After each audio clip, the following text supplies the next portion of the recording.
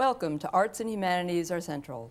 I'm Margie Morgan, Dean of the College of Arts and Humanities, and your host for this exploration of the important role that the arts and humanities play in our everyday lives.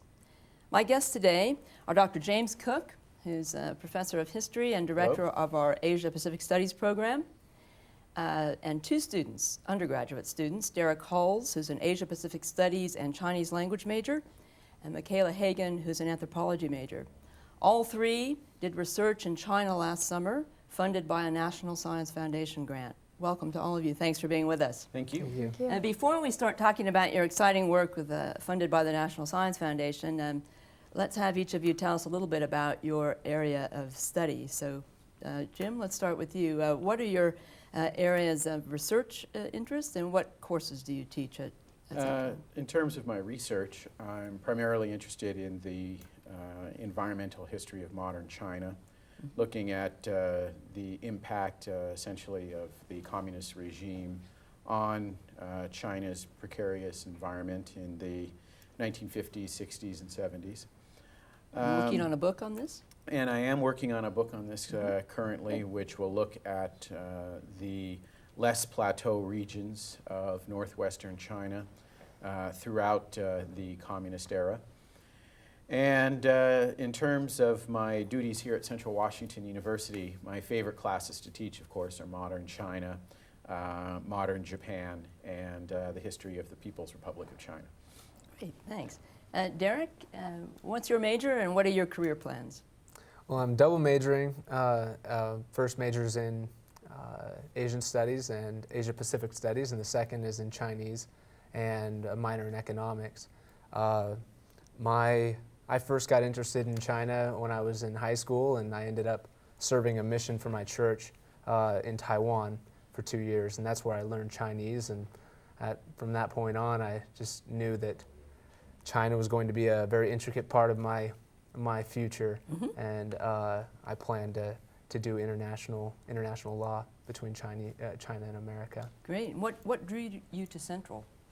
Well, first off, I was at a different college in Idaho before this, and I'm from Central Washington, and I had some family things that were going on that kind of brought me back here. But at the same time, I was looking into the Asian Studies and Chinese programs here, and found out they had good, strong programs. So that was one of the draws. Great. Well, we're glad you came.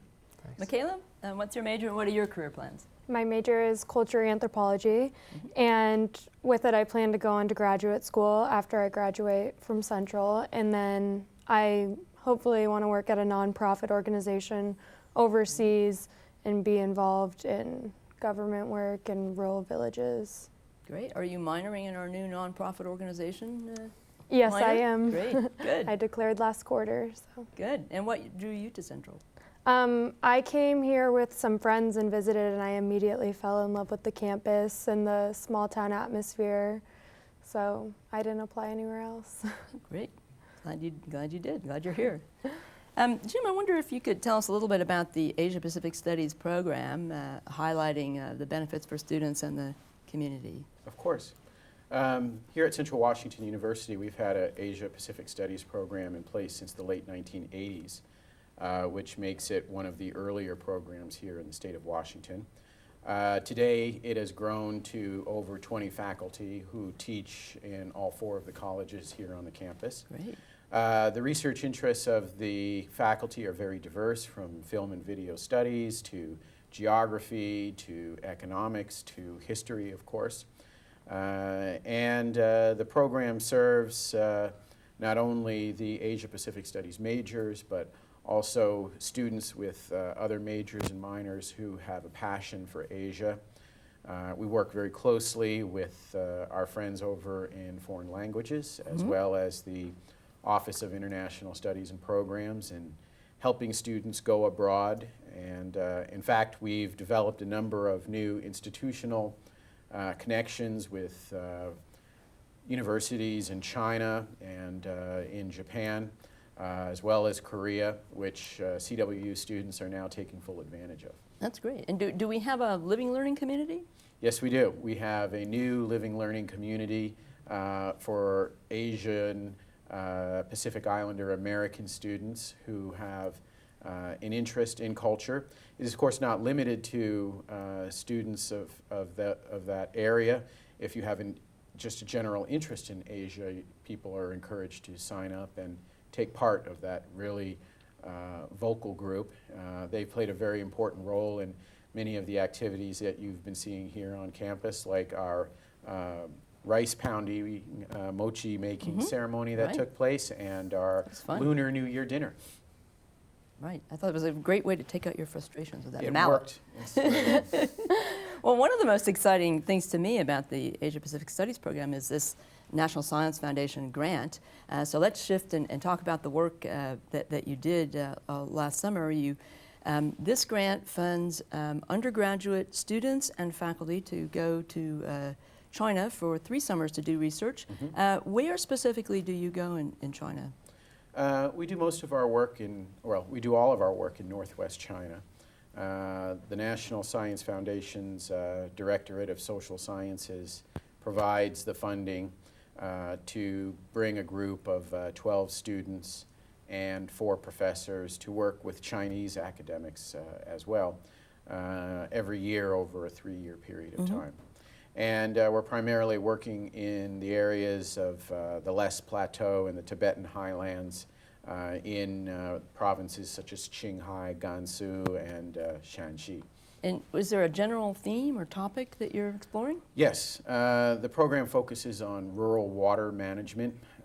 In these areas, the environmental pressures on the Tibetan highlands or the Les Plateau are particularly acute.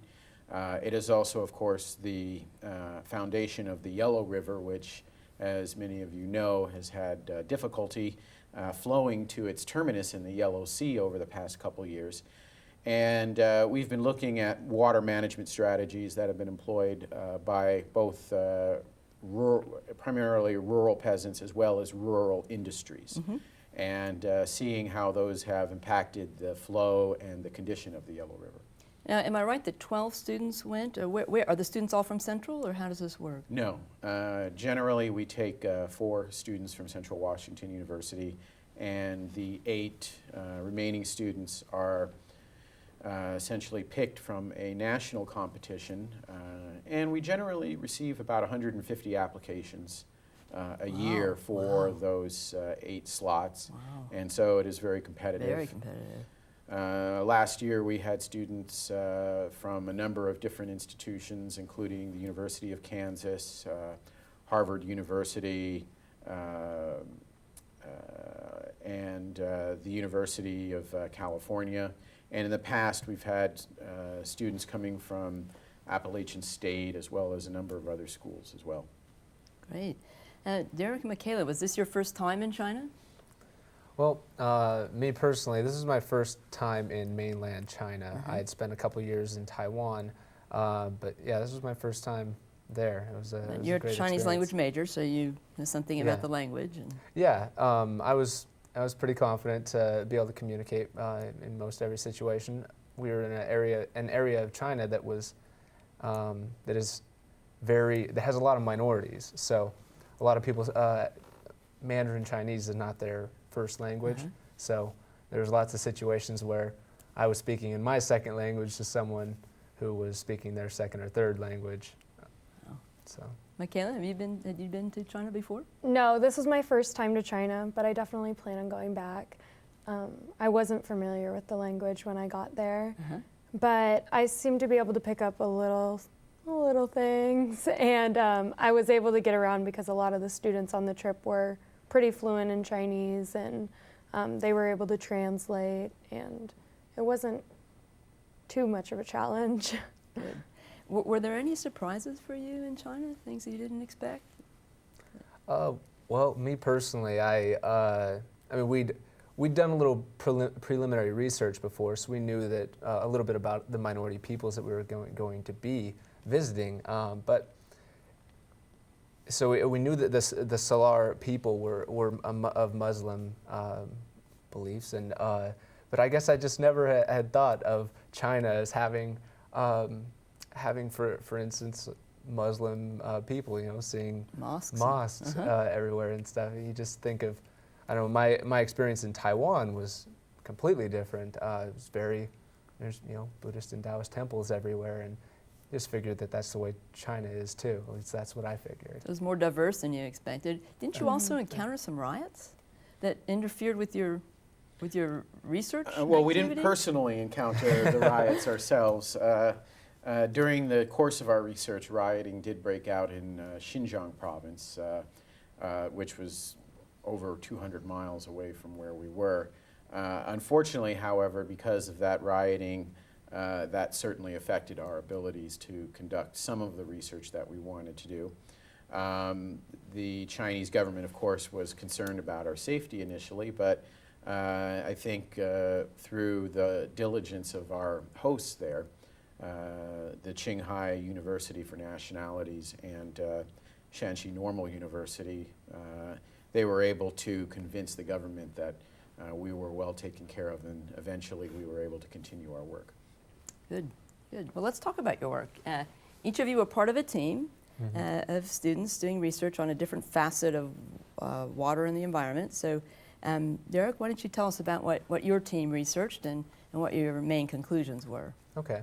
Well, yeah, there was 4 groups of 3, and I was paired with a student from Willamette University in Oregon and Harvard University, and we were primarily focused on the historical basis of the areas that we were visiting, and our paper that we formulated from our research was primarily, most of our research came from our visit to Shunhua County. Shunhua County is an area that is extremely,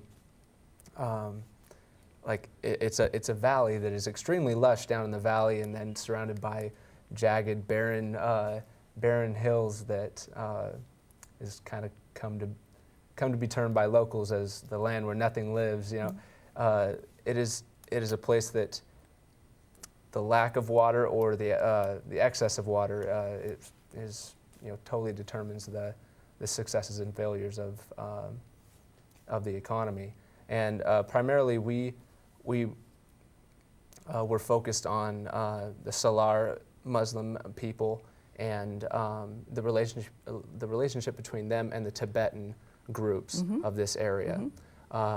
Historically, these 2 groups of people have existed together in a relative economic symbiosis with engaging in trade, and in the last 50 years there's been kind of a separation where the success has moved more towards the Salar Muslim people, who are primarily agricultural people, and that has kind of left the Tibetan groups kind of behind in as far as and that relates economic to the success water goes. policy of the government? Is Yeah, Qinghai itself is because of these river valleys and then the exceedingly high mountains. Tibetan people have primarily been up in the mountains, and Salar Muslims have been in these valleys. And as the People's Republic of China has focused on agricultural practices as a government more than they have pastoralism, which is what Tibetans engage in, the Tibetan minority groups. As that has happened, there's been this separation. And it's not to say that the People's Republic of China is favoring one group over the other. It's more to say that they're favoring agriculture over pastoralism. It's kind of, so what you're really looking at is the relationship between this water policy and its maybe unintended consequences for ethnic tensions and relations between peoples, and these 2 things aren't in separate worlds, but actually affect each other. Fascinating. Yeah. Mikaela, where did your group do its research, and what was your issue, and what were your conclusions? We did our research, and we were able to do our research in every village that we went to because we were looking at how farmers and industries use their water and how they managed it. We specifically were looking at China's state of water scarcity and the exploitation of a common resource that we felt did not have invested ownership. People did not have invested ownership over it. So they were using their water without regards to where it was going to go next, who was going to be able to use it, who was not going to have any water because they overwatered their crops. So we came up with some conclusions about how to solve these problems from what we found. And we looked at educationally that China has a huge youth population and many developing organizations that focus on the youth and how to better the environment.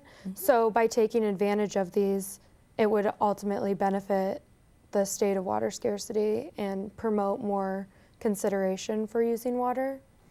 Additionally, we looked at how they should promote water pricing in rural villages, and that might create more ownership over water.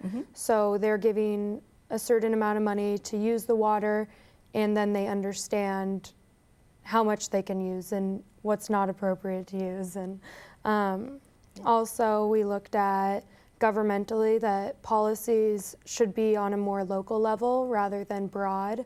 They need to be regional specific based on the different kind of ecosystems that each village has, because there's such a wide variety of topography there. And who were the students? You were with two other students. What were their disciplines? You were anthropology, they were... Yeah, one student was from Seattle University, and she had a focus on international studies and environment. And the other student was from St. Olaf, and she had a focus on health issues concerning the environment and kind of socioecology.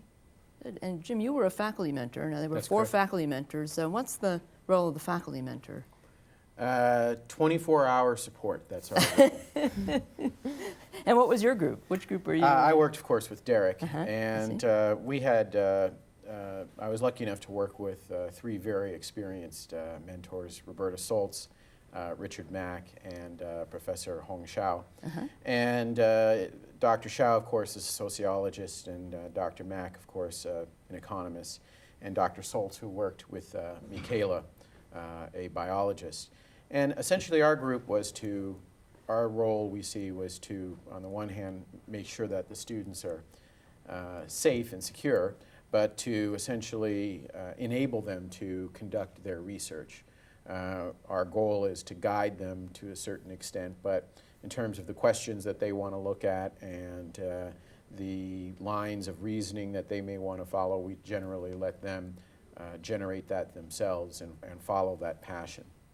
So this is an interdisciplinary program, and these are interdisciplinary groups. Correct.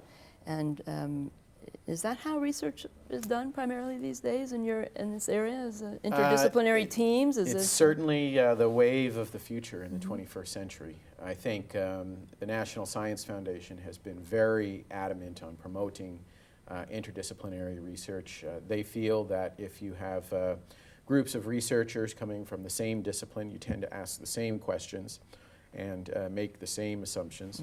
Whereas when you mix, for example, in my group, Derek, who has a background in business and Chinese, with a historian and a political scientist, that tends to generate very different viewpoints of the same facts and issues, and really helps them to generate new ideas and solutions.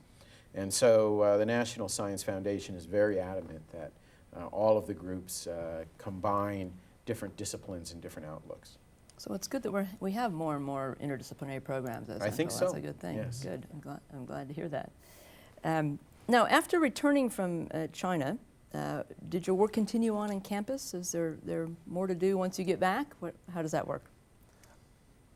We get back from China and we spend the next 2 weeks analyzing our research, putting it together, and writing a huge paper. Wow, so that's done after you get back. Yeah, and then we're able to establish where we started and what we came to as our conclusions and present it to the rest of the teams. And will you actually present this work at beyond the campus ever? Yeah. There's a couple of us that have been asked to go speak at different conferences. Mikaela is going to Montana, I believe, here in a couple months. The National Conference of Undergraduate Research, so I'll be presenting our project there. And I'm most likely going to be going to another conference at Portland State in June. Wonderful. Which is the national, I believe, the National Asian Studies Society. That's terrific. So you're really doing scholarship the way professional scholars do. Yeah. Doing your study and actually then disseminating it in a public conference. That's fabulous. Yeah. So now this coming summer will be a whole new group of students? And Yes, is that we're recruiting another group of 12 to go with us to a different area this summer. Last summer, as Mikaela and Derek pointed out, we were in the Tibetan highlands. This summer, we're going to be spending a lot more time in the less plateau regions, a little bit farther east of where we were earlier, primarily in the borderlands between Gansu and Shanxi provinces. And there, of course, you're presented with many of the same issues, but under completely different environmental circumstances. And there, the less plateau regions, of course, are one of the most erosive climates in the world. And the less soil, of course, very clay-like, dissolves almost instantly when rain appears. And so this leads to the formation of gullies and incredibly large valleys, and also very erosive, which is why the Yellow River has its name. It comes from the erosion of these less plateau areas. And so we're going to help local farmers in that region, which is certainly more advanced than where we've been before in terms of its economic development, work on some of these issues again. We have a few more minutes. Any other stories you want to share with us about your time in China? Well, I think, first off, the riots, that happening while we were there, it's kind of crazy to be so close to something that is going to be in a history book, you know. The bus rides were super fun. Having one time we thought we were going to have to get out and push. We were going through this just wonderfully, just beautiful area of Shanghai, but we were going right along the Yellow River, and our bus driver was driving very, very fast, and you know, just getting really close to cliffs and everything, going at a very fast speed, and going around corners up these mountains. It was a crazy experience. You know, you're kind of holding your life, holding on for dear life. You too? You're nervous? Not as nervous as Derek. He didn't really enjoy that, right? Sort of thing, so. Yeah, we were bouncing up and down a lot, hitting our heads on the roof. No, it wasn't that bad, but it was a good experience. Well, I don't know about you, but for me, traveling and studying abroad was the most educational experience of my life. Would you say the same thing? This is a really good experience to have. Yeah, I would recommend to anyone to learn a foreign language, get an internship, go on some sort of study abroad, and if you have the opportunity to be in a research study abroad like this, it's just and nothing can compare with that. That's great. Well, I think that's a good note to end on. We're just about out of time. Thank you, all three of you, for joining us. Thank you for tuning in. See you next time on Arts and Humanities are Central.